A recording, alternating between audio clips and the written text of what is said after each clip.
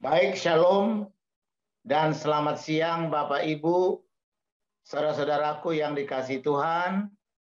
Kita berterima kasih karena berkat Tuhan kita boleh bergabung kembali dalam ibadah siang ini.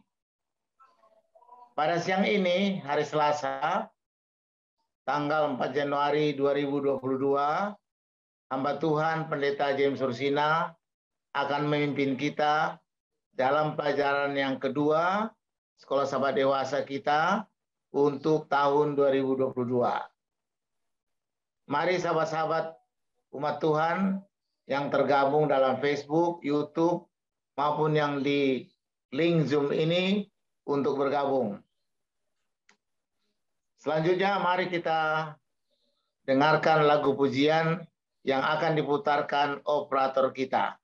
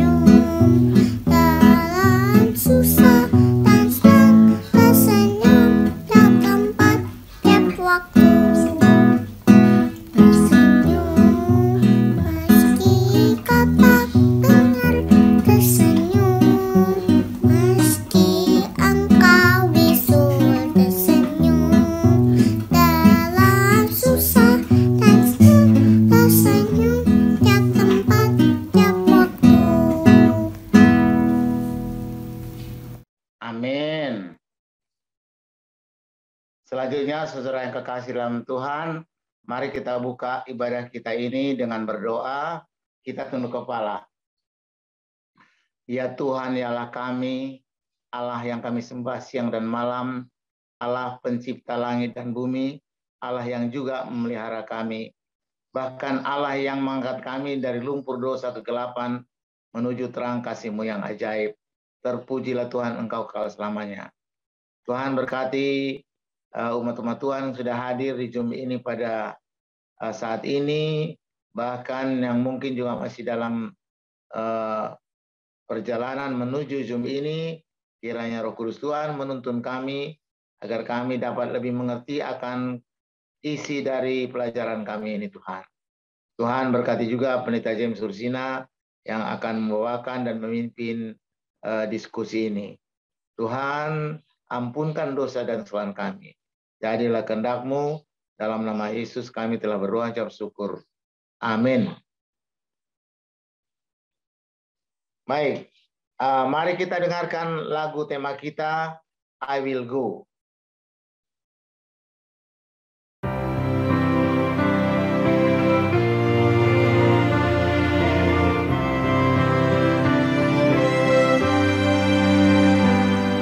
Ku dengar suara Yesus panggil, ku jawab ku kan pergi.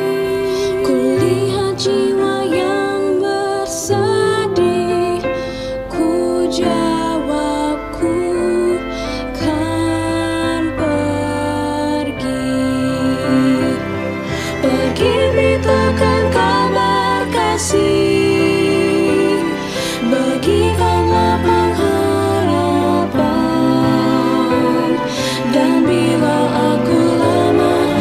Yesus menolongku, karena keputusanku kan pergi.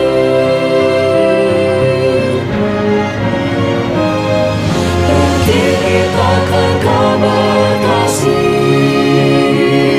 bagikanlah pengharapan.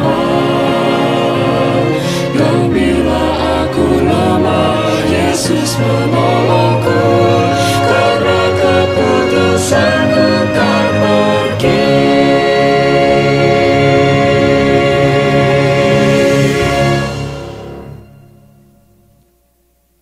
Terima kasih. Saudara sekalian yang dikasihi Tuhan, tibalah waktunya pembahasan Sekolah Sahabat hari ini, Selasa 4 Januari 2022, yang akan dipimpin hamba Tuhan, Pendeta James Hursina, yang berjudul Yesus adalah pemenang kita. Selanjutnya kepada Bapak Pendeta Hursina, kami persilakan. Baik, terima kasih Pak Ritonga. Shalom, selamat siang Bapak Ibu, saudara-saudara yang dikasihi oleh Tuhan Yesus. Senang sekali pada siang hari ini kita boleh kembali bersama-sama untuk beribadah melalui pelajaran Sekolah Sahabat kita. Dan pelajaran Sekolah Sahabat kita hari ini judulnya adalah Yesus adalah pemenang kita. Ya, di pelajaran kedua di hari Selasa. Nah, saudara-saudara yang dikasihi Tuhan, di dalam pendahuluan yang lalu kita sudah mempelajari bahwa buku Ibrani yang ditulis oleh Rasul Paulus sekitar tahun 64 Masehi, ya, di mana pada waktu itu kondisi umat-umat percaya, umat-umat Tuhan atau para pembaca buku Ibrani, mereka dalam kondisi tekanan, dalam kondisi penganiayaan. Ya, dan itulah sebabnya melalui buku Ibrani, Rasul Paulus memberikan penguatan, memberikan penghiburan dan pengharapan kepada para pembaca bukunya. Nah, kemudian kita juga mengetahui di dalam isi dari kitab Ibrani ini, Rasul Paulus berbicara bukan hanya apa yang dilakukan oleh Yesus, tetapi siapa Yesus itu sendiri. Ya, jadi kitab Ibrani ini juga berisi tentang Yesus Kristus. Ibrani berpusat kepada Yesus Kristus. Jadi bukan hanya apa yang sudah dilakukan oleh Yesus dan apa yang akan dilakukan oleh Yesus, namun intinya adalah siapakah Yesus itu sendiri. Dan Rasul Paulus menampilkan ya siapakah Yesus itu. Kemarin kita sudah mempelajari bahwa Yesus adalah Raja kita. Yesus adalah pengantara kita. Dan hari ini Yesus adalah pemenang kita. Nah, saudaraku yang dikasihi oleh Tuhan, ketika kita memperhatikan pelajaran kita yang berpusat kepada Yesus, Rasul Paulus ingin membawa kita kepada sejarah dalam perjalanan bangsa Israel. Ya, di mana sebelum Saul diangkat dan dipilih menjadi pemimpin atau menjadi raja atau menjadi hakim atas Israel, maka Allah sendiri yang memimpin bangsa Israel. Ya, Allah sendiri yang menjadi hakim bagi bangsa Israel. Itulah sebabnya pada waktu itu sistem pemerintahannya disebut dengan teokrasi. Kenapa? Karena Allah sendiri yang menjadi raja, Allah sendiri yang memimpin, dan Allah sendiri yang menjadi hakim bagi bangsa Israel. Namun, ketika kita memperhatikan perjalanan bangsa Israel, ya selanjutnya, yang tadinya mereka di bawah kepemimpinan arahan dari Allah sendiri, tapi dalam 1 Samuel 8 ayat 19 dan 20. Ya, di mana bangsa ini menginginkan raja. Mereka menginginkan hakim sendiri yang bisa dilihat, yang bisa dilihat, yang bisa memimpin mereka dalam setiap peperangan. Dan pada waktu itu kita tahu bahwa Samuel memberikan nasihat, ya, mengingatkan kepada mereka supaya jangan meniru bangsa lain.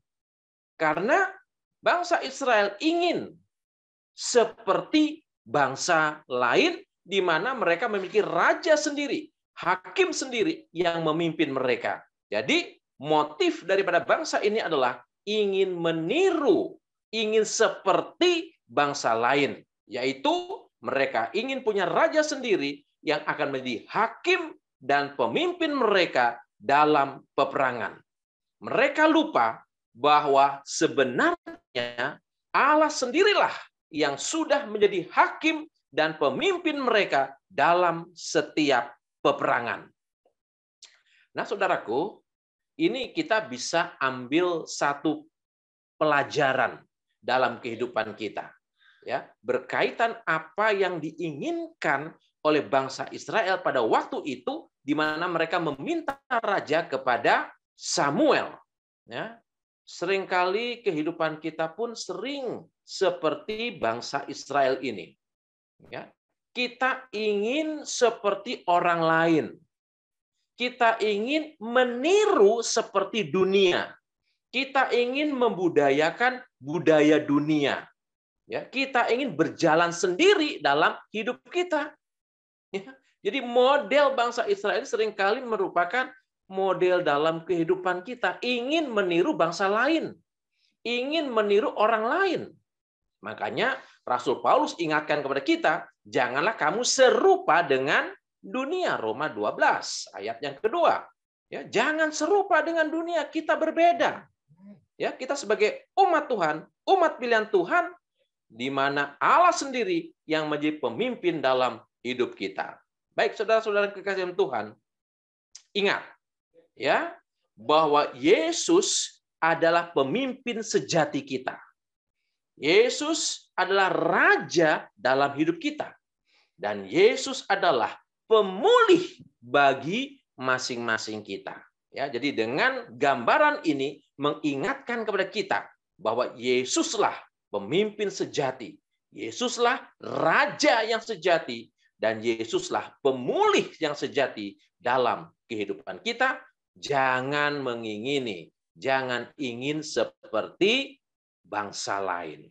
Ya. Nah, kemudian kalau kita membaca dalam Ibrani pasal yang kedua, ayat yang ke-14 sampai 16, ya, di sana Rasul Paulus mengatakan bahwa Yesus sebagai pemenang, dia telah mengalahkan setan dalam pertempuran dan dia telah membebaskan kita dari perbudakan dosa.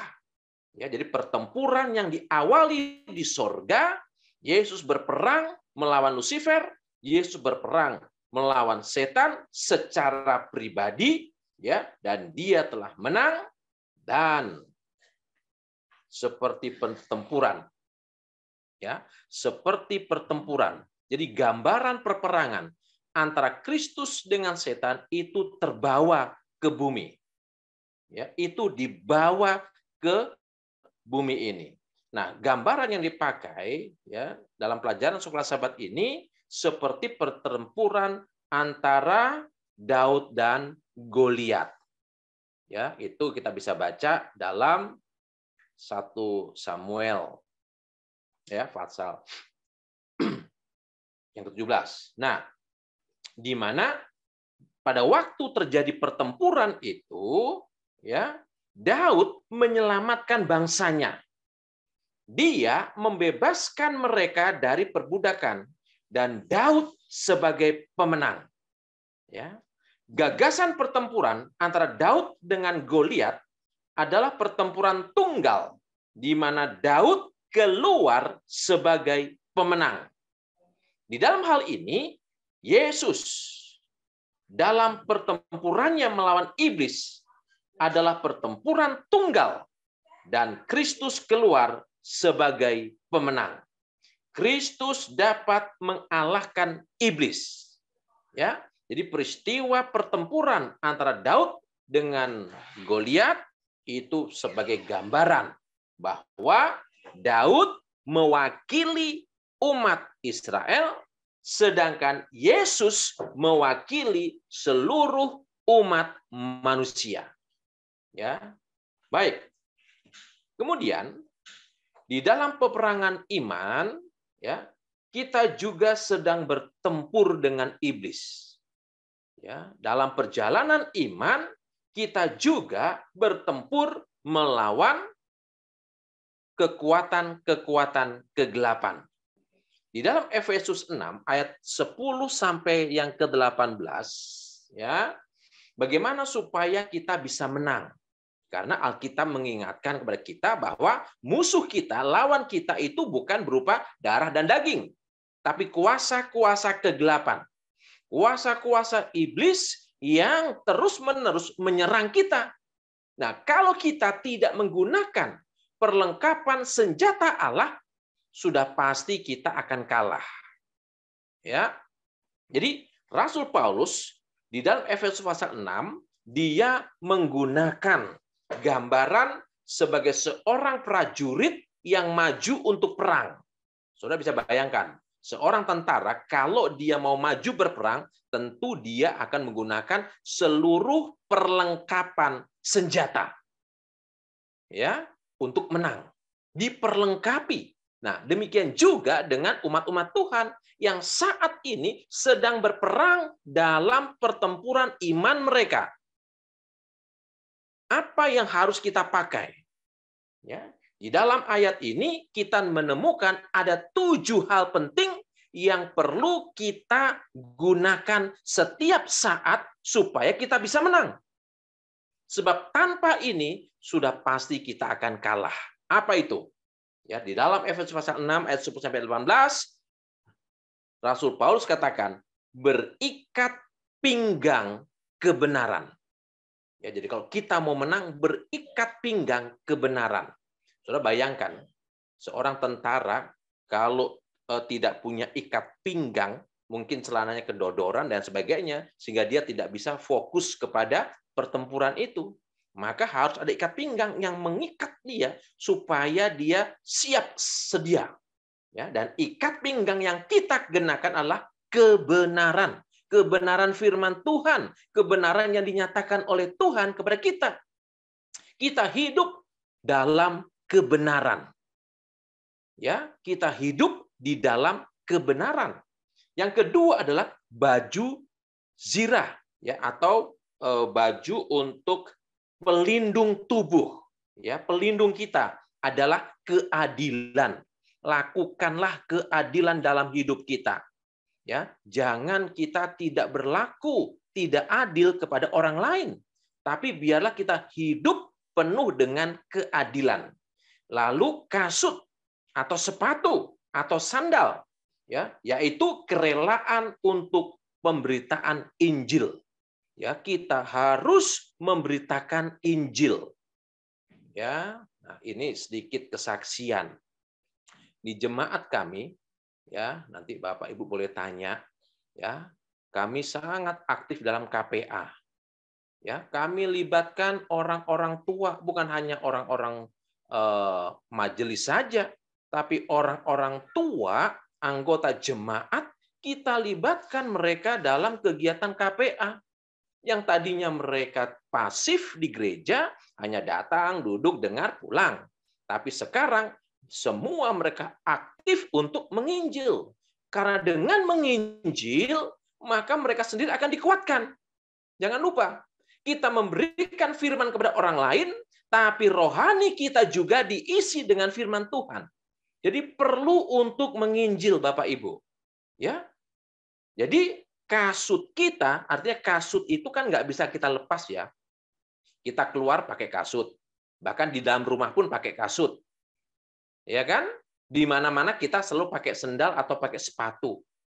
Nah, artinya apa? Kemanapun kita pergi, hidup kita harus selalu memberitakan Injil. Sekali lagi, siapapun kita harus memberitakan Injil. Kemudian perisai. Ya, perisai kita adalah iman, ya, perisai atau tameng, ya, adalah iman kita. Dan yang kelima adalah ketopong. Ketopong adalah ketopong keselamatan, dan yang keenam adalah pedang roh, yaitu firman Allah, dan yang ketujuh adalah doa. Jadi inilah perlengkapan, senjata yang Tuhan berikan kepada kita supaya kita menang dalam iman kita. Supaya kita menang dalam pertempuran yang kita hadapi setiap hari. Satu-satunya cara adalah dengan menuruti nasihat firman Tuhan. Bangsa Israel banyak gagal oleh karena mereka menolak akan firman Tuhan. Ya, mereka tidak mau menuruti firman Tuhan dan itulah yang menyebabkan mereka mengalami kegagalan. Nah, Bapak Ibu, supaya kita jangan gagal, maka kita pun harus mengikuti nasihat firman Tuhan. Menuruti nasihat para hamba-hambanya supaya kita bisa menang. Nah, kemudian di dalam Daniel 12 ayat yang pertama, ya, ini menarik. Ya, bahwa di dalam pertempuran itu kita tidak dibiarkan sendirian. Ya, di dalam pertempuran dengan kuasa-kuasa kegelapan itu, Yesus Kristus sebagai pemimpin kita itu selalu bersama dengan kita. Ya, jadi jangan pernah kita berpikir bahwa kita berjuang sendirian. Kita bertempur sendirian, tidak. Tapi kita akan bertempur di bawah pemimpin besar kita, yaitu Yesus Kristus. Nah, di Daniel 12 ayat pertama dikatakan, pada waktu itu juga akan muncul Mikael, pemimpin besar itu yang akan mendampingi anak-anakmu. Ya, apa artinya? Artinya adalah ketika kita menghadapi peperangan dengan iblis, ya, maka Allah akan mendampingi kita. Ya, kalau dalam bahasa Inggrisnya saya katakan protect your people, ya. Protect your people. Jadi Mikael atau Yesus akan memprotek kita, akan menjaga dan melindungi kita sehingga kita bisa menjadi pemenang bersama dengan Tuhan. Sebab tanpa perlindungan Tuhan, saya percaya semua kita akan kalah. Tapi kekuatan kita, kemenangan kita terletak kepada kemenangan Yesus yang sudah menang atas setan. Nah, saudara-saudara yang dikasihi Tuhan, dalam pertempuran melawan iblis atau setan, Yesus berdiri bersama dengan kita. Kita tidak dibiarkan bertempur sendirian. Allah akan menopang kita. Allah akan bertempur bersama-sama dengan kita. Dia menjadi pemenang. Yesus sudah menang. Kita pun akan menang karena kemenangan Yesus menjadi kemenangan kita. Ya, jadi inilah ringkasan pelajaran sekolah sahabat kita pada hari ini. Siapa Yesus? Dia adalah pemenang. Dia telah menang atas pertempuran melalui iblis, maka kita pun akan menang selama Allah bersama dengan kita semua. Inilah yang bisa saya sampaikan berkenaan dengan pelajaran sekolah sahabat kita, edisi di hari Selasa, yaitu tentang Yesus adalah pemenang kita. Saya kembalikan kepada Bapak Ritonga untuk melanjutkan diskusi pelajaran sekolah sahabat kita. Silakan, Pak. Saudara-saudara yang kekasih dalam Kristus, saatnya kita diskusi atau tanya jawab. Saudara-saudara bisa menuliskannya di kolom chat atau langsung. Baik, kepada Bapak Ibu yang mau bertanya atau menambahkan, saya persilakan. Oh ya, mungkin ini biasa ya. Di kolom chat sudah ada dari Ibu Elvira Dumais. Terima kasih Bu Elvira yang begitu rajin. Pastor Hursina, pertanyaannya, Pastor Hursina, mengapa ada timbul keraguan-raguan dalam umat Kristen? Padahal pemimpin peperangan melawan iblis adalah Yesus sendiri. Silakan, Pak. Baik, terima kasih Pak Ritonga. Ya, kenapa timbul keraguan-raguan? Karena kita kurang percaya, Bu. Karena kita tidak percaya. Ya kan? Masih ingat peristiwa ketika Yesus memberi makan 5.000 orang. Ya. Setelah Yesus memberi makan 5.000 orang, Yesus katakan kepada murid-muridnya, kamu bertolak dulu, saya akan berdoa. Ya kan? Kemudian Yesus berdoa sendirian. Sementara murid-muridnya, mereka menaiki perahu ya di pantai di Danau Tiberias. Ya. Lalu di tengah malam muncul apa? Ombak yang sangat besar. Ya, ombak yang sangat besar. Ya, sehingga kapal itu seakan-akan mau apa? Tenggelam. Ya, perahu yang mereka tumpangi itu mau tenggelam. Lalu mereka semua ketakutan. Ya, mereka semua ketakutan. Dan ketika mereka ketakutan, Yesus muncul. Yesus datang kepada mereka. Ya, dan Yesus meredakan ombak itu. Nah, apa yang dikatakan oleh Yesus pada waktu itu? Kenapa kamu takut? Hai kamu orang yang kurang percaya. Iya. Nah, jadi masalahnya di sini adalah oleh karena kita kurang percaya kepada Yesus. Kita meragukan kuasa Allah dalam hidup kita. Ya, kalau dalam bahasa Jawa, kita harus serah bongkok kepada Allah. Ya, berserah secara total kepada Allah. Ya, jangan kita berserah setengah-setengah. Karena kalau kita berserah setengah-setengah, ya akan timbul keraguan. Ya, jadi keraguan itu muncul oleh karena kurang percaya. Sama seperti Martin Luther ya. Jadi pada waktu satu kali dia mendapat satu khayal di mana dia ditunjukkan dosa-dosanya oleh setan. Ya.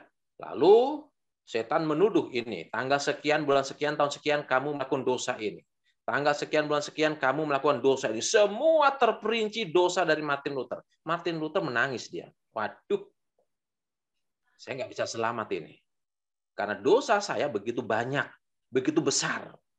Ya, dalam kegalauan hatinya, ya, dalam kesedihan hatinya, kemudian Tuhan katakan kepada Martin Luther, coba tolong, buka gulungan itu sampai bawah. Nah, ketika gulungan itu dibuka sampai bawah, tulisannya adalah, semuanya dosa-dosamu sudah dibayar lunas melalui darah anak domba. Nah, jadi seringkali kita tidak menyadari bahwa dosa kita, kesalahan kita sudah diampuni oleh Tuhan. Ya, jadi jangan ragu-ragu, jangan meragukan rencana keselamatan yang sempurna yang Allah sudah lakukan untuk kita. Ya, jadi Ibu Dumais, ya, kita serahkan hidup kita sepenuhnya kepada Allah, ya, nggak usah ragu-ragu, maka kita bisa menang sebagaimana Yesus sudah menang mengalahkan setan. Begitu Ibu Elvira yang bisa saya sampaikan. Terima kasih Ibu. Baik, memang kita adalah makhluk yang tidak sempurna ya. Makanya kita sering ragu-ragu. Kalau Allah itu adalah Allah yang sempurna, Allah yang kekal. Kemarin kan juga saya diskusi dengan salah seorang teman, dia bilang di perjanjian lama tidak boleh makan babi. Tapi di perjanjian baru boleh katanya. Saya katakan Allah itu Allah yang kekal. Firman Allah itu kekal, tidak mungkin berubah-ubah. Jadi kalau dikatakan di perjanjian baru boleh makan, itu mungkin hanya penafsirannya sendiri. Sebagai manusia yang ragu-ragu ya, yang tidak sempurna. Jadi Allah itu adalah yang kekal. Baik, makasih Pendeta. Mungkin pada yang lain ada yang mau bertanya?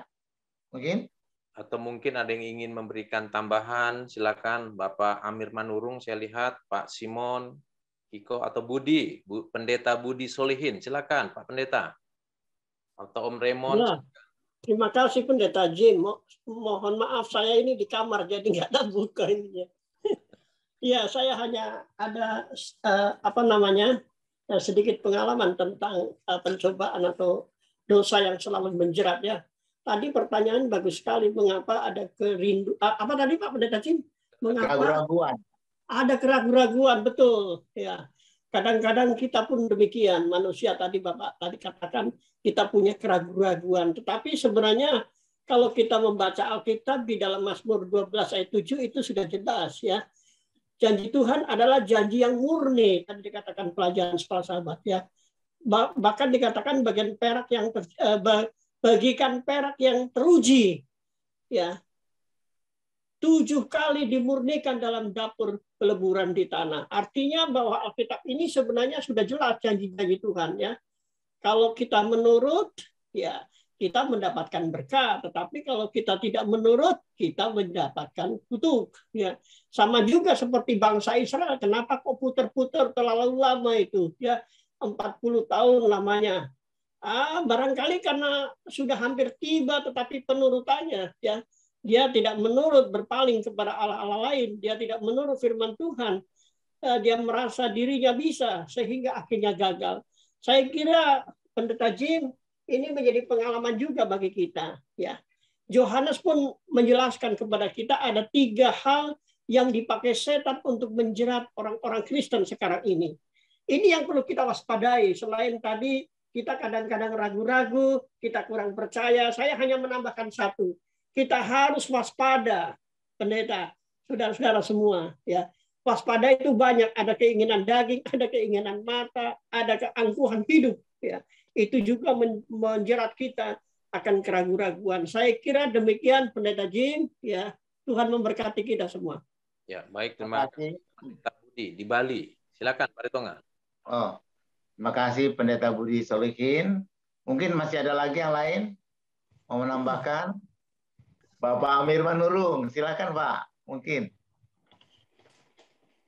Ya, selamat siang, selamat tahun baru untuk kita semuanya. Selamat tahun baru Pak. Jadi sebenarnya sudah jelas tadi Pendeta Hursina sampaikan, mungkin pengalaman saja, berbagai pengalaman, kenapa kita ragu, karena kita pada umumnya masih sombong gitu loh, sombong. Dalam arti kata, berkat kekuatan Tuhan yang diberikan kepada kita, kita anggap itu kemampuan kita sendiri. Ya, seandainya saja kita sanggup mengatakan apapun yang kita, mungkin saya coba bahasanya, apapun yang Tuhan izinkan kita nikmati dalam kehidupan kita saat ini, apa saja, kita percaya bahwa itu berasal daripada Tuhan, dan itu adalah pinjaman dari Tuhan. Saya pikir agak gampang buat kita bersyukur dan mengakui Tuhan sebagai sumber kekuatan kita. Yang menjadi masalah terbesar adalah ketika Petrus punya iman yang kuat kepada Yesus, dia bisa berjalan di atas air. Akan tetapi setelah dia bisa jalan di atas air, dia menoleh sedikit saja, mungkin kalau Roh Nubuat katakan dia mau tunjukkan kepada sahabat-sahabatnya, saya mampu. Nah, disinilah dia jatuh, kan kira-kira gitu. Jadi mungkin itu juga membuat kita ragu kali ya, ketika kita minta sudah dapat, kita pikir ini kemampuan kita, keraguan inilah membuat kita bubar gitu. Jadi kalau kita percaya bahwa Tuhan adalah sumber segala sesuatu, saya pikir keraguan itu lebih mudah kita kurangin gitu loh. Saya nggak bilang kita lenyapkan, tapi kita kurangin gitu loh dari kehidupan kita. Terima kasih, mungkin itu dari saya. Terima kasih Pendeta, terima kasih Pak Ritonga. Terima kasih Pak Amir Manurung. Terima kasih. Kalau sudah tidak ada pertanyaan lagi, kami persilakan pada pendeta untuk menyampaikan closing statement. Ya, baik. Terima kasih Pak Ritonga. Bapak Ibu, saudara-saudara yang dikasihi Tuhan, setiap hari setan selalu menaburkan, ya, setan selalu menaburkan benih keraguan, ketakutan dalam hidup kita. Ya, nah oleh sebab itu, supaya kita tidak ragu, supaya kita menjadi pemenang, sama seperti Yesus adalah pemenang, adalah ketika kita menyerahkan hidup kita secara totali kepada Allah. Setiap hari berjalan bersama dengan Allah. Setiap hari menggunakan senjata perlengkapan yang sudah Allah berikan kepada kita, supaya kita boleh menjadi pemenang-pemenang iman. Kalau kita membaca dalam buku Ibrani pasal yang ke-11, itu adalah nama-nama dari semua pemenang-pemenang iman. Meskipun nama kita tidak tertulis dan tercantum dalam Alkitab sebagai pemenang iman, pejuang iman, tapi nama kita akan tetap tertulis dalam kitab kehidupan di dalam kerajaan sorga.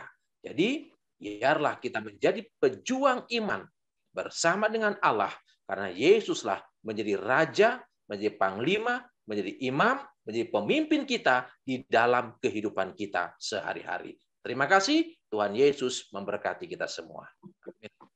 Terima kasih Pak Pendeta Husina atas closing statement-nya, sehingga kita menjadi lebih paham bahwa kita pada akhirnya adalah harus jadi pemenang karena Yesus ada bersama dengan kita. Saudara yang kekasih dalam Tuhan, tibalah saatnya kita untuk mendengarkan lagu tutup yang akan diputarkan oleh operator.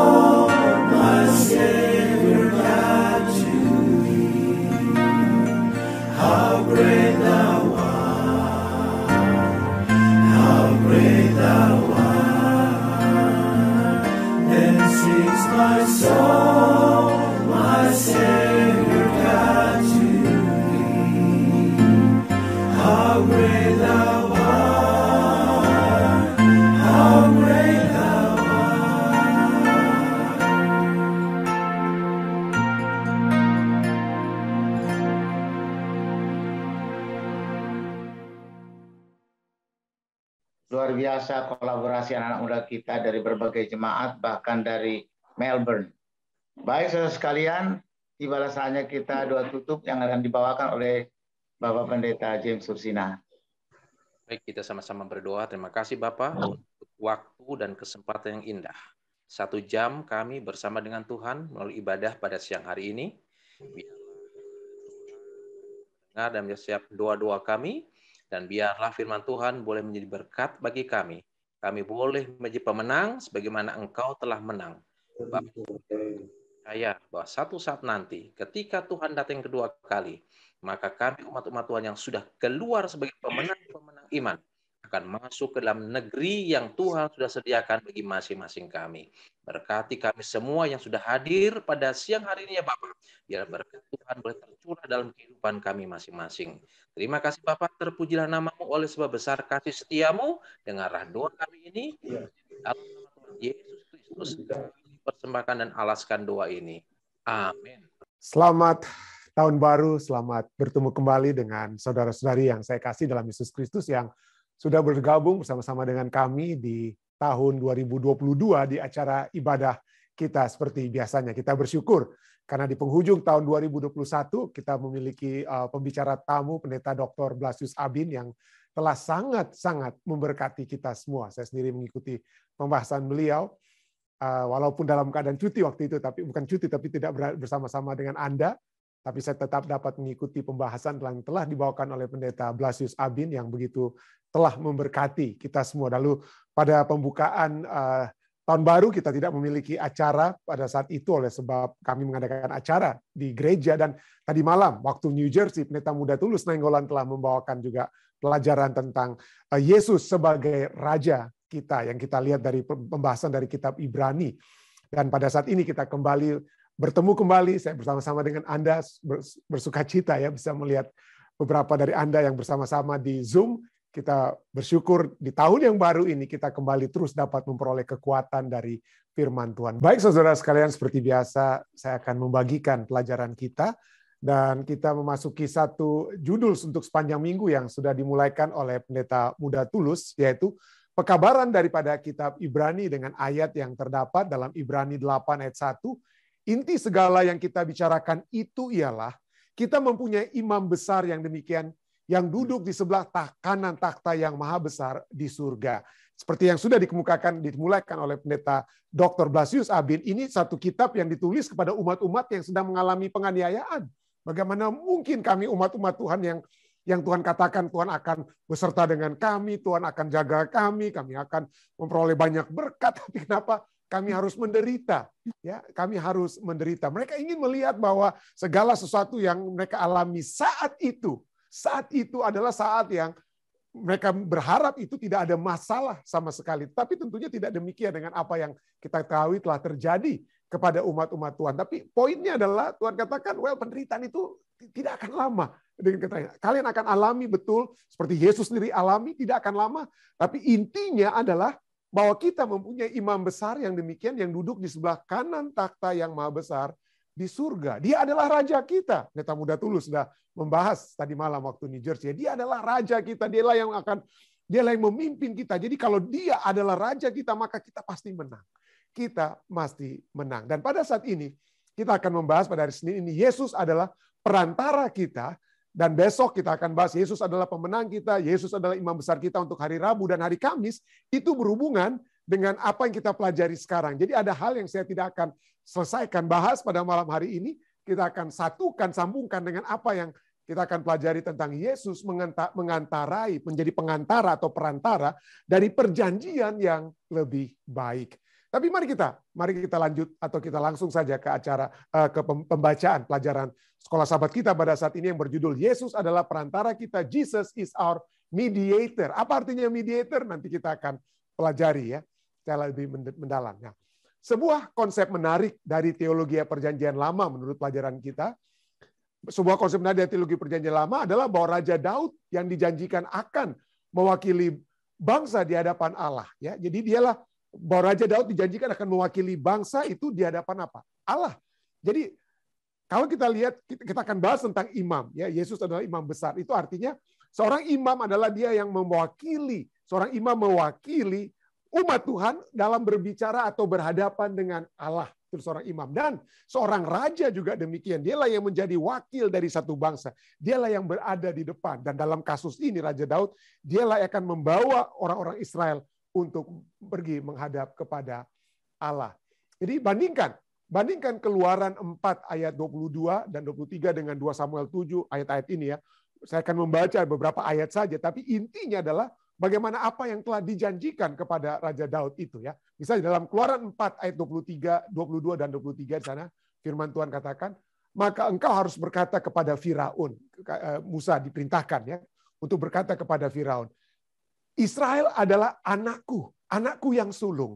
Sebab itu aku berfirman kepadamu, kepada Firaun, ya, biarkanlah anakku itu pergi, supaya ia beribadah kepadaku. Tetapi jika engkau menolak membiarkannya pergi, maka aku akan membunuh anakmu yang sulung. Ancaman Tuhan kepada Firaun, ya, ancaman Tuhan kepada Firaun. Dan kemudian 2 Samuel 7 ayat 12-14 berkata ini apa yang dibicarakan kepada Daud, ya, pada saat dia ingin bangun Ka'bah. Tetapi Tuhan katakan, wah tanganmu penuh darah, jangan kamu, nanti anakmu. Ya, ini yang Tuhan katakan kepada Daud. Apabila umurmu sudah genap dan engkau telah mendapat perhentian bersama-sama dengan nenek moyangmu, maka aku akan membangkitkan keturunanmu yang kemudian anak kandungmu, dan aku akan mengokohkan kerajaannya. Dialah yang akan mendirikan rumah bagi namaku, dan aku akan mengokohkan takhta kerajaannya untuk selama-lamanya. Aku akan menjadi bapaknya dan ia akan menjadi anakku. Jadi bukan Daud yang membangun Ka'bah untuk Tuhan, tidak. Anaknya Salomo. Dan janji Tuhan dikatakan kerajaannya itu apa? Dikokohkan selama-lamanya. Bukan berarti sampai saat ini kita bisa melihat ada keturunan Daud yang menjadi raja secara literal. Tetapi kita tahu bahwa Yesus adalah anak Daud, sering disebut sebagai anak Daud. Nanti kita akan baca ya. Dan Yesuslah yang telah menjadi raja, mewakili kita, menjadi wakil bagi kita. Mazmur 132 ayat 11-14 berkata, Tuhan telah menyatakan sumpah setia kepada Daud. Ia tidak akan memungkirinya. Seorang anak kandungmu akan kududukan di atas takhtamu. Itu berbicara pada aplikasi pertama kepada Salomo, tapi juga menuju kepada siapa? Kepada Yesus Kristus, ya. Seorang anak kandungmu akan kududukan di atas takhtamu. Jika anak-anakmu berpegang pada perjanjianku dan pada peraturan-peraturanku yang kuajarkan kepada mereka, maka anak-anak mereka selama-lamanya akan duduk di atas takhtamu. Sebab Tuhan telah memilih Sion, mengingininya menjadi tempat kedudukannya. Inilah tempat perhentianku selama-lamanya. Di sini aku hendak diam, sebab aku mengingininya. Sebab aku menghina. Jadi Israel adalah anak Allah yang dilepaskan, dikeluarkan dari Mesir, ya. Keluarga adalah anak Allah, dan Allah akan memberi mereka tempat di mana mereka akan beristirahat dari musuh mereka. Allah juga akan memilih tempat di antara mereka di mana namanya akan tinggal. Janji-janji untuk Israel itu ditransfer kepada raja keturunan Daud yang dijanjikan. Dia akan diangkat sebagai anak Allah. Allah akan memberinya ketenangan dari musuh-musuhnya, dan dia akan membangun sebuah tempat kudus untuk Allah di Sion, di mana nama Allah akan tinggal. Nah, itu berarti bahwa Allah akan memenuhi janjinya kepada Israel melalui keturunan Raja Daud yang dijanjikan mulai dari Salomo dan seterusnya. Ya. Raja keturunan Daud akan mewakili Israel di hadapan Allah seperti seorang imam. Nah, dimasukkannya perwakilan dalam hubungan antara Allah dan Israel memungkinkan kelangsungan hubungan perjanjian mereka. Perjanjian Musa menuntut kesetiaan seluruh Israel untuk menerima perlindungan dan berkat Allah. Jadi perjanjian Allah itu ada apa ya?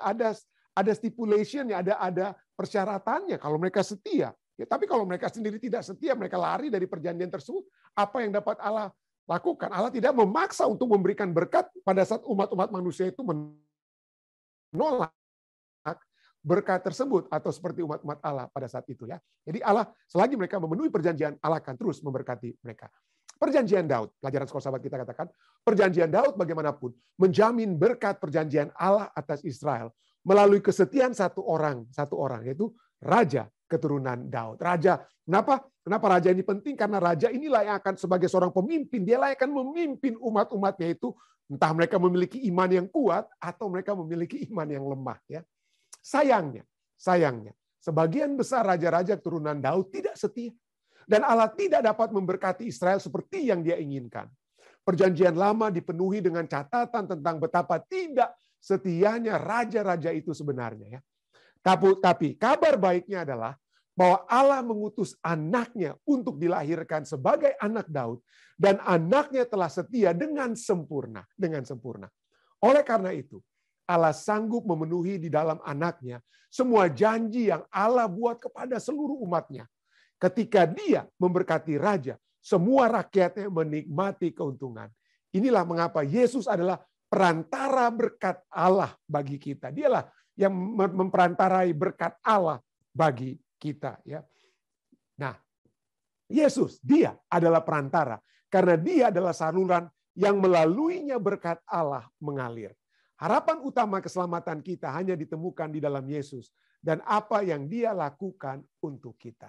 Pertanyaan bagi saudara dan saya pada saat ini. Pikirkan tentang seberapa sering Anda, kita semua, saudara dan saya, kita sering tidak setia hingga akhir perjanjian. Pada mula-mulanya saja kita setia. Mulanya saja pada saat kita menerima Yesus kita setia. Tapi lama-kelamaan mungkin iman kita undur, kita menjadi lemah, dan kita menjadi tidak setia lagi kepada Tuhan. Apa yang diajarkan di sini tentang bagaimana kita harus mengandalkan hanya pada Yesus untuk keselamatan. Hanya pada Yesus, ya. Nah, kenapa ini penting sekali? Karena ada satu hal yang nanti kita akan pelajari tentang mencoba untuk menjadi pengantara. Tetapi seringkali kita yang mencoba untuk menjadi pengantara itu seringkali gagal. Seringkali tidak dapat melakukan apa yang seorang pengantara itu dapat lakukan dengan sejati. Hanya Yesus, dialah sumber damai. Dialah Raja Damai. Dialah sumber dan Raja Damai. Dan hanya dari damai itu hanya berasal dari Yesus. Nah, mari kita masuk kepada kata Yesus sebagai perantara atau pengantara kita. Mediator, ya, atau mediator, atau bahasa Indonesianya perantara atau pengantara. Menurut Merriam-Webster berarti seseorang yang menengahi. Ada dua yang berseteru, dua yang bermasalah, kita berada di tengah-tengah untuk mendamaikan, ya. Dia menempati posisi di tengah. Seharusnya tidak memihak ke kiri, tidak memihak ke kanan. Dia berada di tengah untuk membawa kesepakatan, ya. To bring accord out by action as an intermediary. Untuk membawa kesepakatan dengan bertindak sebagai orang yang di tengah, sebagai perantara yang berada di antara, itulah perantara. Nah, menurut Kamus Besar Bahasa Indonesia, dua pemahaman tentang perantara itu, yang pertama adalah itu adalah orang atau negara atau apalah, satu masyarakat atau satu kelompok, satu grup, ya, yang menjadi penengah dalam adanya satu perselisihan, adanya perbantahan dan hal-hal yang membuat satu kubu terpisah dengan kubu lainnya. Jadi ini perantara ini masuk di tengah-tengah, ya. Dan atau menjadi penghubung dalam perundian, Nah, atau pemahaman kedua, seorang perantara itu adalah pialang, dia makelar atau calo, ya, dalam jual beli dan sebagainya. Nah, seringkali kalau kita melihat, waduh, dia jadi calo, dia jadi pengantara, makelar, wah, seakan-akan yang di tengah ini dalam sudut pandang manusia, kalau kita mendengar kata calo, makelar, pialang, itu seperti kalimat yang negatif, ya, saudara, ya. Kenapa? Ini karena mereka itu umumnya pengantara dari segi manusia, dia mau cari untung dari kedua belah pihak kalau bisa.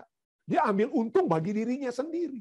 Jadi gantinya dia membuat seringkali, ya, gantinya membuat orang jadi kena gitu. Walaupun kita memerlukan perantara, pengantara. Tanpa pengantara mungkin kita tidak bisa dapat middleman, ya. Tanpa middleman kita mungkin tidak dapat memperoleh satu produk tertentu.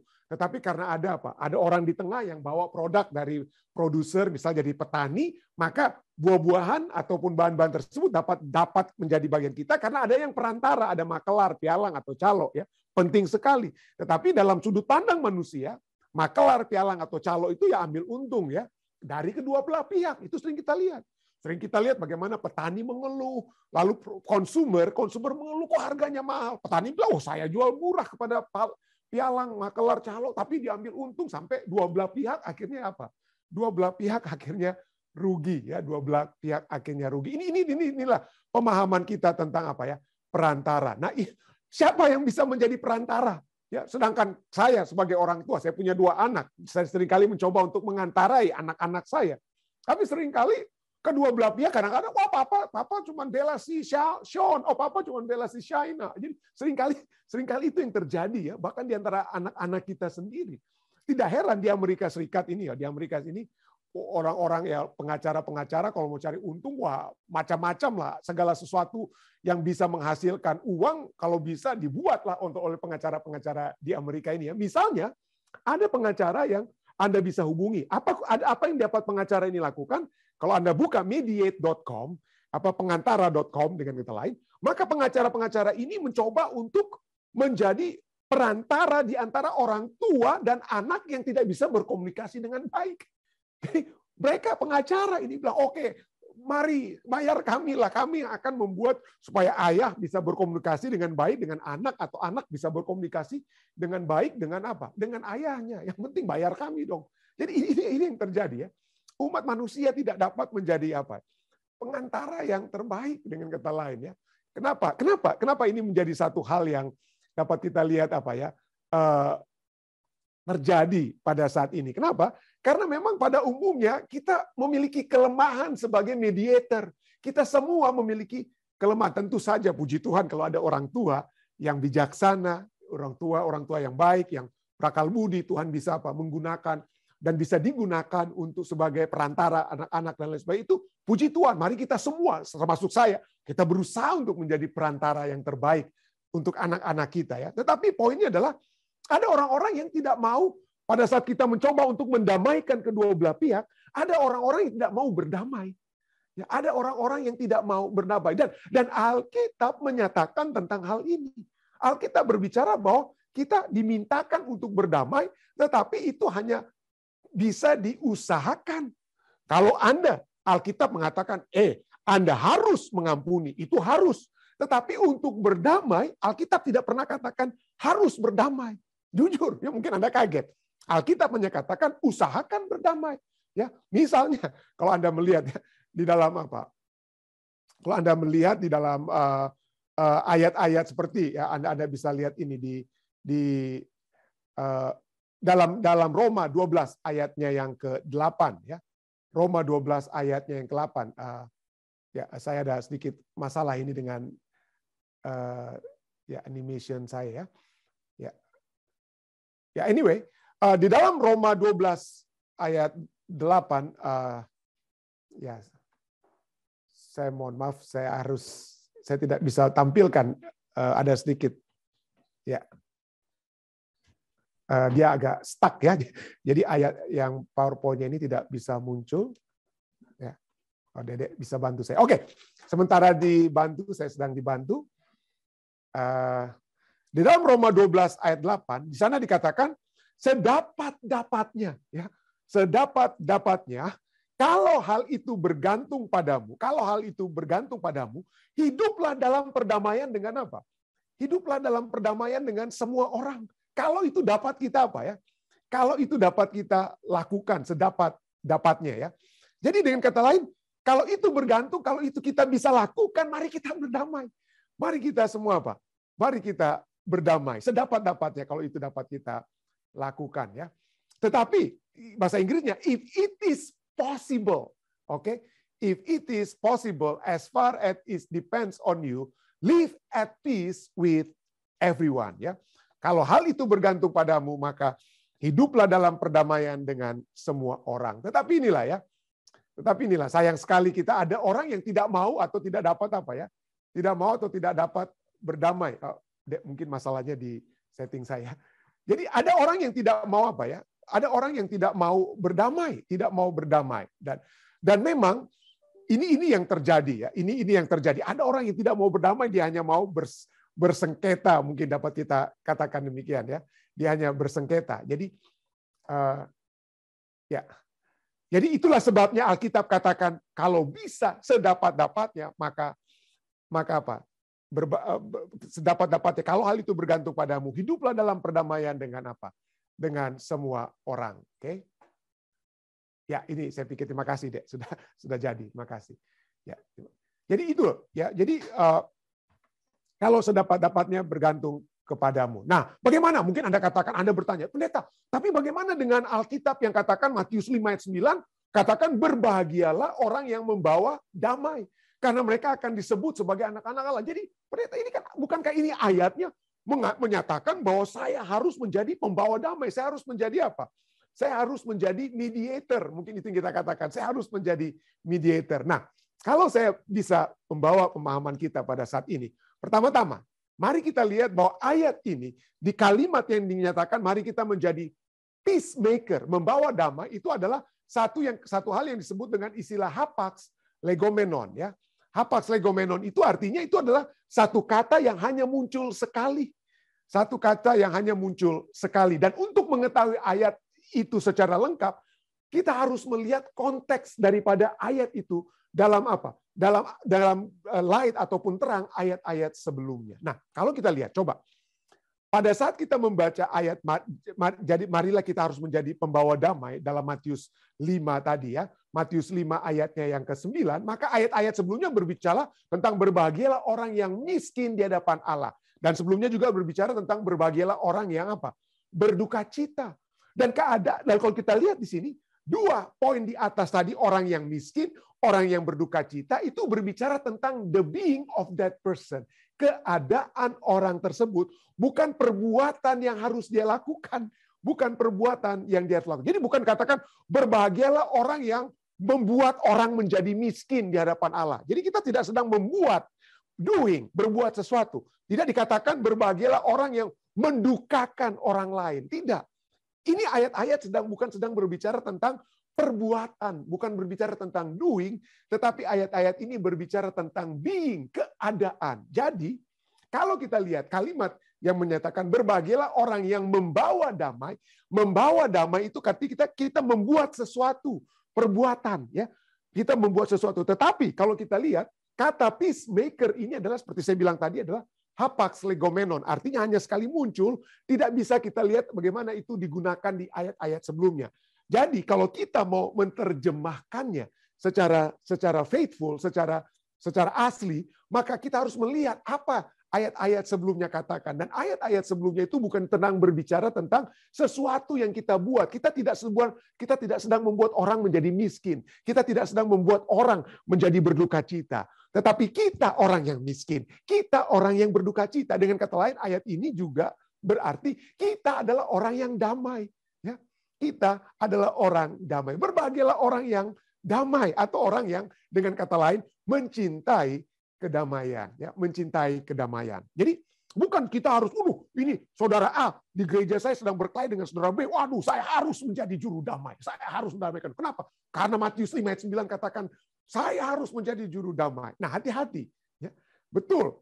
Kalau sebisa-bisa kita, jika kita bisa, ayat tadi ya kita sudah baca dari Roma tadi. Kalau kita bisa, kita hidup berdamai, atau boleh kita menjadi juru damai kalau kita bisa. Tetapi tidak gampang, saudara-saudara. Tidak gampang untuk menjadi perantara pada saat ada persengketaan. Ya, saya membaca buku-buku misalnya seperti Bringing Peace into the Room, ya, atau Great Peacemaker. Saya cuma baca dia punya excerpt, ya. Di sini katakan bahwa itu adalah satu poin atau satu hal yang tidak gampang untuk dilakukan. Amerika Serikat misalnya selalu mencoba untuk menjadi juru damai di Timur Tengah, ya, antara Israel dan Palestina. Seberapa suksesnya Amerika? Sejak kapan Amerika bisa dianggap tidak memihak satu belah pihak dalam segala keputusannya? Susah kan? Ya, ada kalau presiden ini, waduh dia katakan, waduh dia terlalu memihak kepada orang Palestina. Presiden ini, waduh dia terlalu memihak kepada orang Israel. Nggak pernah menjadi betul-betul Amerika itu menjadi satu negara yang netral untuk menjadi juru damai atau menjadi penengah, ya. Kenapa? Menjadi seorang juru damai, entah itu di rumah tangga, di tempat kerja, di gereja, kita harus menjadi orang yang diterima, orang yang dipercayai, dan orang yang direspek, dihormati oleh kedua belah pihak. Ya, oleh kedua belah. Kalau tidak, maka kita dianggap berat sebelah. Ya, kita dianggap berat sebelah. Apalagi sukarnya, ya. Sukarnya untuk menjadi peacemaker. Dia pertama, kita harus memahami keadaannya. Jadi jangan kita masuk, ada masalah. Oke, apa masalahnya? Oke, coba jelaskan, ya. Kita pikir kita akan langsung menyelesaikan masalah tersebut, ya. Tetapi seringkali apa yang kita hadapi pada saat mereka bertengkar itu mungkin hanya di permukaan, seperti tip of an iceberg, ya. Pada saat kita melihat ada seperti film Titanic lah istilahnya, Titanic, ya. Kita melihat seakan-akan ada es batu di laut, kecil sekali sampai kapalnya, hantam aja, dihantam. Karamlah kapalnya, tenggelam kapalnya. Kenapa? Karena itu sebenarnya itu hanya tip of an iceberg yang di atasnya kecil, tetapi di bawahnya itu adalah apa, ya?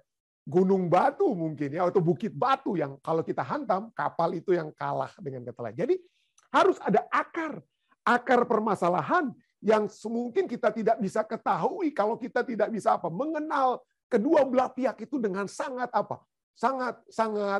dalam. Jadi jangan kita langsung begitu dapat satu masalah, orang yang bermasalah kita menjadi penengah, gampang apa masalah, coba bilang apa masalah itu. Kita harus lidiki kira-kira akar sampai di paling dasarnya. Seperti saya ilustrasikan, saya pernah menjadi pendeta satu tempat, berkelahi lah dua keluarga di gereja, Ya, kadang-kadang mungkin seakan-akan masalah itu adalah masalah seakan-akan, wah kenapa ini tidak dilakukan di gereja atau apa. Tetapi kalau kita lihat akar-akarnya itu bukan karena ada sesuatu yang bertentangan di dalam gereja, tetapi di mana? Karena ada masalah tanah mereka. Ya, yang satu menggeser tanahnya, yang satu sakit hati, sama-sama umat Tuhan kan kita lihat. Tapi itulah karena sakit hati yang turun sudah bertahun-tahun sampai akhirnya dibawa ke gereja. Kalau kita tidak mengerti, kita pikir wah ini hanya masalah. Oh kenapa ini tidak buat laporan ini di gereja? Padahal sebenarnya bukan laporan atau masalah di gereja. Akarnya itu adalah apa ya? Masalah yang sudah bertahun-tahun di antara kedua keluarga ini, masalah land dispute, permasalahan tanah mereka. Dan inilah sebabnya nggak gampang dan katanya bukan berarti mustahil. Tidak ada yang mustahil bagi Tuhan ya. Untuk menjadi juru damai itu tidak gampang, tapi kita harus berhati-hati. Kita harus berhati-hati dan saya baru memahami ya. Seringkali mungkin saya gagal dapat menjadi apa? Menjadi juru damai. Kenapa? Karena memang Alkitab sendiri sudah katakan nggak gampang. Amsal 26 ayat 17 katakan ya. Amsal 26 ayat 17 katakan orang yang ikut campur dalam pertengkaran orang lain adalah seperti orang yang menangkap telinga anjingnya apa? Yang berlalu. Ya kita pikir kita mencoba untuk mendamaikan dua belah pihak, tapi sesungguhnya kita sedang apa ya? Menangkap telinga anjing yang berlalu. Apa akibatnya? Anda yang digigit, Anda yang kena batunya. Anda yang kena batu. Jadi itulah sebabnya. Bukan hanya sukar kita menjadi juru damai yang tidak berpihak, tetapi untuk mendamaikan orang seperti Israel dan Palestina itu ya. Itu kedua-dua parti, kedua-dua pihak harus menyadari adanya masalah. Ada yang mungkin suami atau istri dalam masalah, saya nggak ada masalah, itu masalah istri saya, pendeta. Saya nggak ada masalah, saya biasa-biasa aja. Itu istri saya yang masalah. Oh suami saya yang masalah, saya nggak ada masalah dengan dia. Jadi tapi mereka tidak menyadari bahwa kedua belah pihak atau kita tidak seringkali tidak bisa didamaikan karena kita tidak menyadari adanya satu masalah. Yang kedua, poin kedua, kita tidak mengakui bahwa kita juga adalah salah satu yang membuat masalah. Kita menjadi pemicu masalah atau kita adalah juga pihak yang telah membuat masalah itu kita tidak akui. Oh itu masalah itu si A pendeta atau si B dan lain sebagainya. Tapi saya enggak. Nah inilah. Jadi kita harus menyadari apa ya? Kita harus menyadari bahwa dalam setiap masalah it takes two to tango, itu yang sering saya katakan ya. Dalam setiap permasalahan kalau seperti orang yang berdansa ya tango itu harus dua orang yang berdansa, nggak bisa seorang. Ya saya nggak tahu berdansa tango itu gimana, saya nggak pernah. Cuman poinnya adalah kalau kita melihat orang yang berdansa tango itu perlu dua orang yang berdansa. Demikian juga dengan masalah misalnya dalam keluarga itu perlu dua orang yang telah menyebabkan masalah tersebut. Tapi itulah poin kedua. Adakah kedua belah pihak menyadari bahwa saya juga menjadi apa? Penyebab masalah. Yang poin ketiga yang menjadi sukar untuk berdamai adalah adakah saya memiliki keinginan untuk apa? Give and take. Adakah saya bilang oke, aduh saya akui ada masalah. Poin satu. Saya akui saya ada masalah. Poin kedua, saya juga yang menyebabkan masalah ini. Saya juga ada andil. Saya juga ada andil dalam masalah. Lalu poin ketiga, adakah yang dapat saya ubah dari dalam diri saya? Adakah yang dapat saya berikan untuk menyelesaikan masalah ini? Adakah hal yang saya harus kurangi dalam diri saya supaya ini dapat menyelesaikan masalah? Itu yang ketiga. Adakah give and take yang dapat kita berikan? Ada yang nggak mau, gengsi dia. Untuk apa? Merendahkan dirinya. Tapi kedua belah pihak harus bisa merendahkan dirinya. Poin keempat, adakah kedua belah pihak yang bertengkar itu apa ya? Membuat perjanjian, dapat berjanji untuk apa? Untuk berubah. Jadi ini 4 poin ini sukar sekali kalau hanya satu pihak yang menerima semuanya, mau berjanji berubah, menyadari ada masalah, mengakui dia mempunyai andil dalam masalah tersebut, willing to give and take, mau untuk apa ya?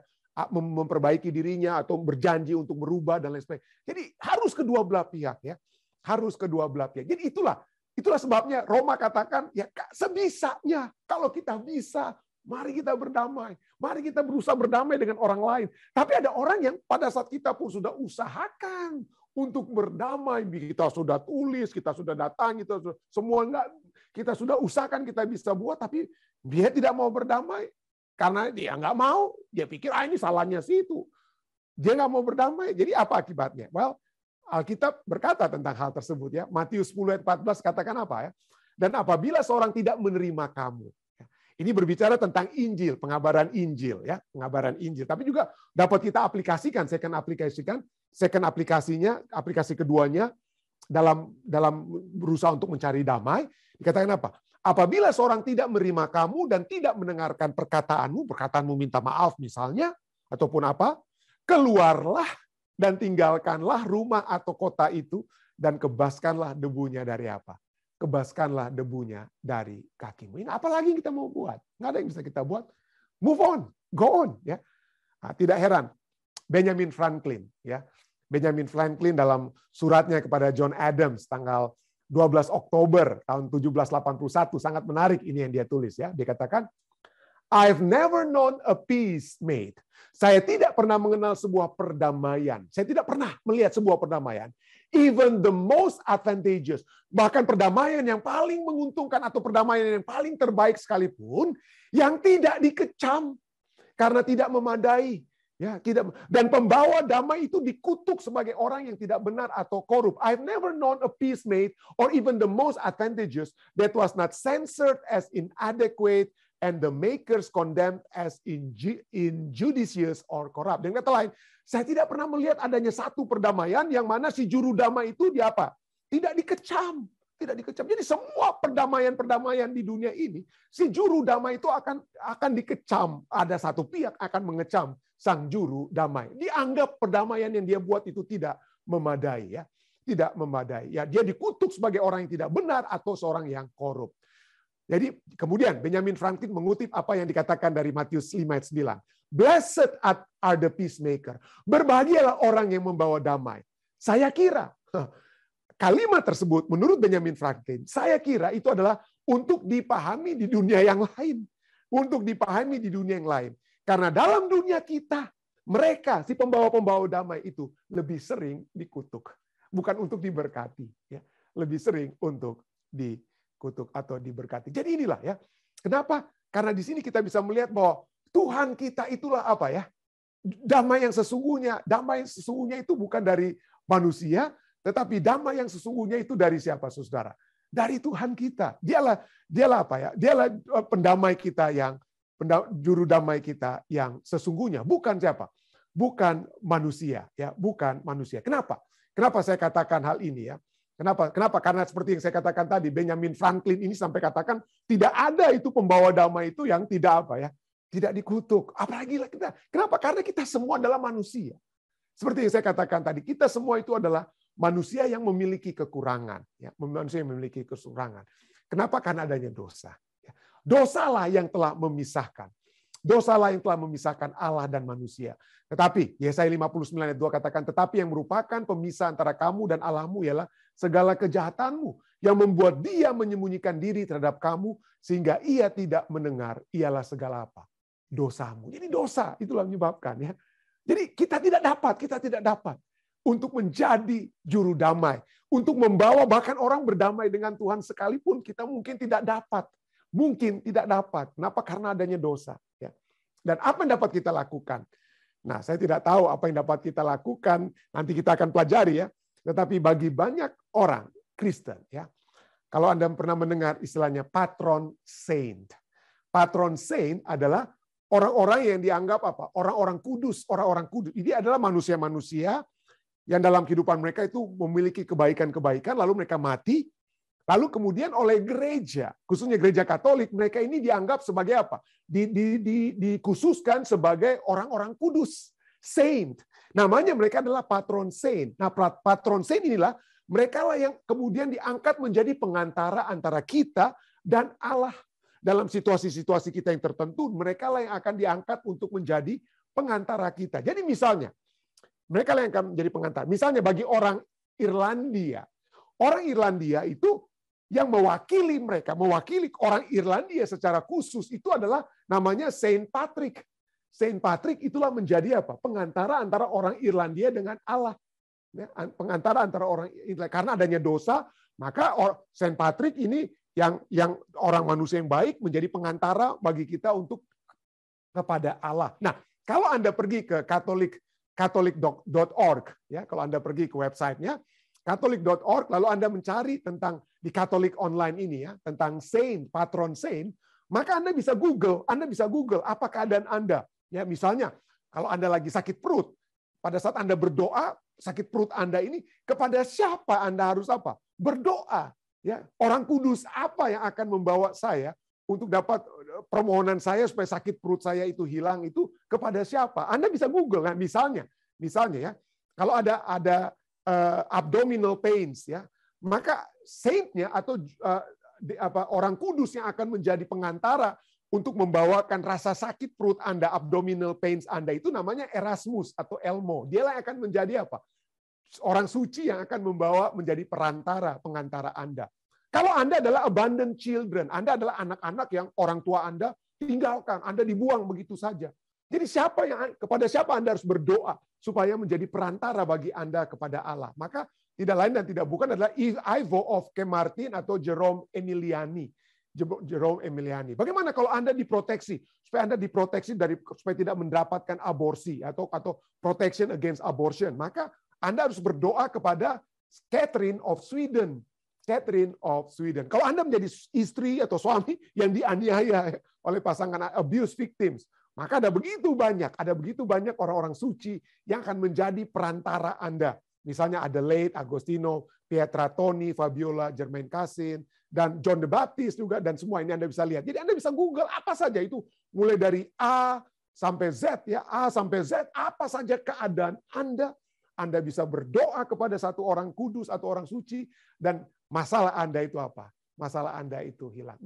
Alkitab tidak katakan demikian, ya. Alkitab kata kalau Anda memiliki masalah, Anda dapat langsung berdoa kepada Allah kita. Tidak ada yang menghalangi kita. Loh, Yesus, nah kita sudah pelajari, Yesus adalah perantara kita untuk membawakan berkat Allah kepada apa ya? Yesus membawakan berkat Allah kepada kita. Dan dia juga yang akan membenarkan kita. Tapi kita juga tetap terus dapat berdoa langsung. Nanti kita akan lihat ya pada pelajaran hari Kamis bahwa kita dapat berdoa langsung kepada Allah Bapa kita.